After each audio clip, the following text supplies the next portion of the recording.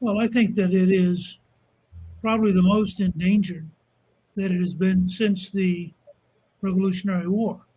There were some limitations on religion prior to that, particularly on specific religions. The Quakers had helped found Pennsylvania, for example, but even by they began to be crowded out by the more traditional religions. So there was a real question when they engaged in writing a Declaration of Independence and then a Constitution, because the British tradition was, and the European tradition was, that you had a state religion. And they really wanted to create genuine freedom and a genuine opportunity for everyone. Now, they weren't anti religious. That's a modern liberal lie. Clifton and I wrote a book called Rediscovering God in America. And in Rediscovering God in America, we took people around to all the major statues and monuments in Washington and connected each of them, Jefferson, Washington, you name it. Every one of them has a tie back to religion and back to God. That tradition really only began to be challenged after World War II in a series of court cases which represented a rising secular anti religious belief. And that anti religious belief gained momentum so that on the American left today, you are more likely to be against religion than for religion. And it makes perfect sense because they've what's happened is the common culture has reduced religion from 7 days a week, part of your life every hour, to Sunday morning or Saturday afternoon for 1 hour, and that's your religious hour. So uh, I think it's literally true that some of the more liberal politicians in places like Nevada, where casinos stayed open, but churches were closed, that the governor probably didn't see going to church as a big deal, had no had no clue why it matters, or why there's a difference between allowing Walmart to be open and allowing the local cathedral or synagogue or church to be open. And I think that this is a wake up call. I also have to say, if you look back at the great history of the martyrs and the great history of people who were willing to risk dying for their religion, and you look at the reaction in this country this year, it's been remarkably passive and timid and risk avoidance. There have been a handful of pastors around the country who have been willing to stand up and hold their religious service and challenge the government to come arrest them.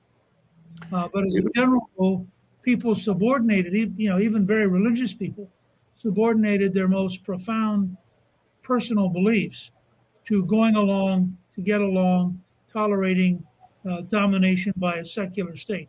So I would say you are as close to seeing the First Amendment lose its power to protect religious liberty as we have been at any point in our history.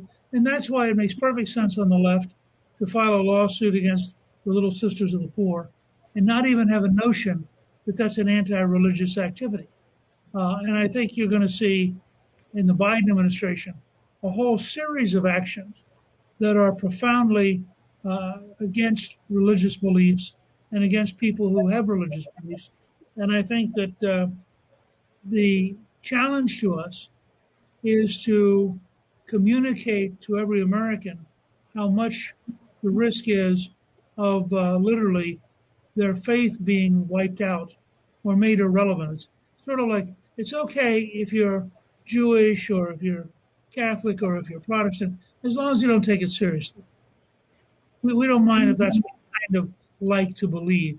But if you actually want to witness for your faith, practice your faith, follow the rules of your faith, those would be signs of the kind of deviance that we probably need to put you into a retraining camp on the Maoist Chinese tradition and make sure you get re-educated into a proper understanding that religion cannot be allowed to challenge any left-wing ideology.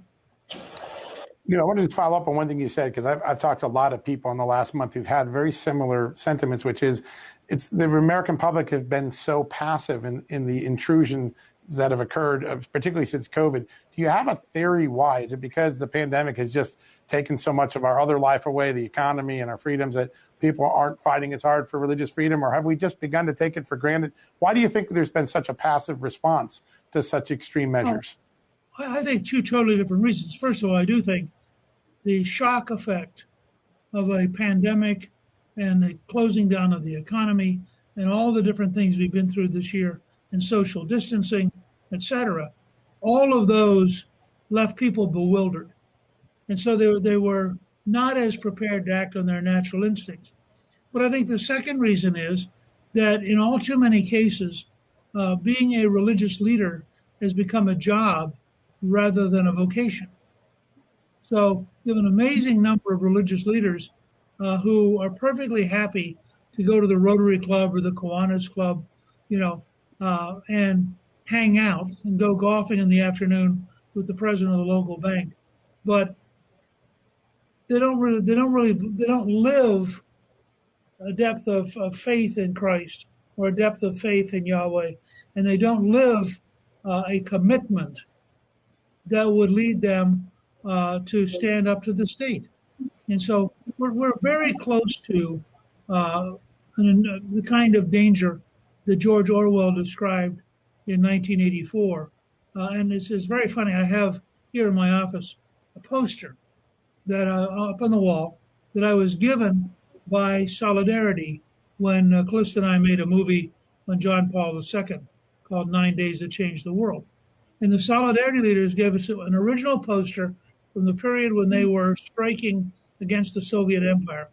And it says in Polish, for Poland to remain Poland, 2 plus 2 must always equal 4.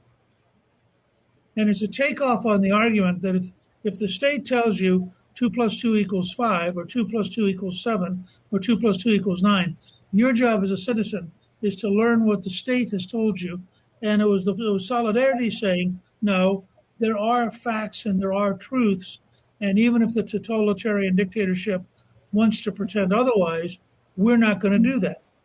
Well, I would say the same thing has happened here.